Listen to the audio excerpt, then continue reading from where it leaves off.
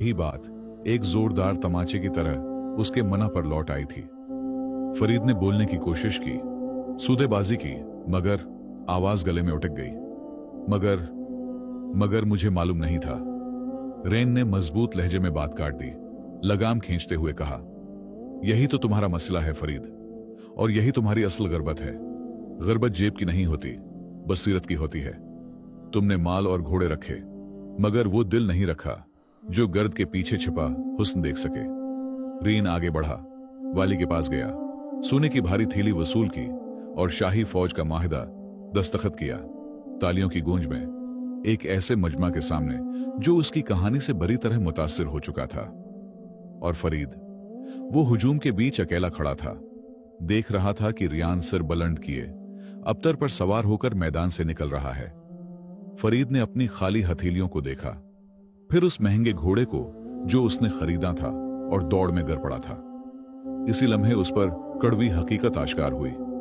उसने सब कुछ खो दिया था, उसलिए नहीं कि किस्मत ने उसका साथ न दिया, बल्कि इसलिए कि उसका गुरूर उसे उस खजाने से अंधा कर गया जो उसके हाथ में था। फरीद अपने खाली महल लौटा। दरवाजे पर कर्ज ख्वाह खड़े थे और खादिम रुखसत हो रहे थे। वो सिंगमरमर की दहलीज पर बैठ गया, उसी जगह जहां कभी रियान फकीर खड़ा था।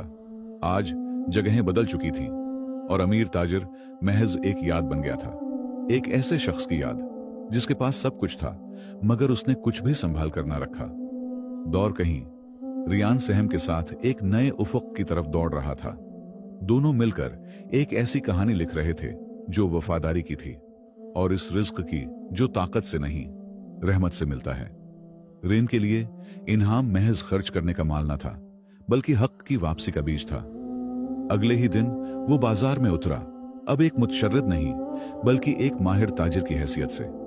उसने 1 लाख दीनार को दानाई से लगाया, काफले खरीदे, तिजारत को रेशम, मसालिहों और असील घोड़ों में फैलाया। उसकी सच्चाई और नेक नामी, जिससे बाजार मुद्दतों महरूम रहा था, ने बहुत कम वक्त में उसकी दौलत को दोगुना कर दिया। वो दोबारा शहर के सबसे बड़े ताजरों में शुमार होने लगा और हर खास वो आम का मरकज बन गया। मगर नया रयान पुराने रयान और फरीद दोनों से मुख्तलिफ था।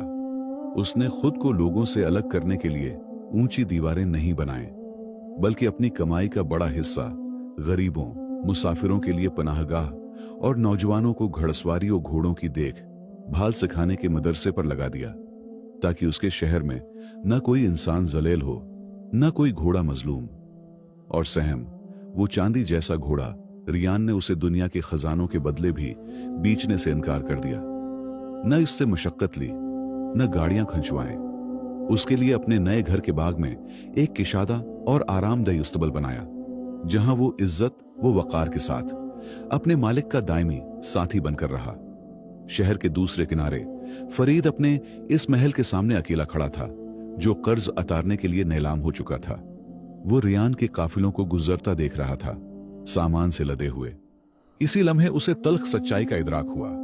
उसके हाथ का माल तो जाता रहा, मगर रयान के दिल की दौलत ही वो चीज थी जिसने उसे ऐसा मकाम दिया जो कभी जवाल नहीं पाता। यूं ताजिर फिर से शरीफ बन गया जैसा वो कभी था, और शहर की याददाश्त में एक जिंदा सबक छोड़ गया। रहमत ही वो वाहिद तिजारत है जिसमें कभी खुसारा नहीं होता। और इसी के साथ नए वीडियो तक इजाजत चाहता हूं। अल्लाह आपको अपनी अमान में रखे।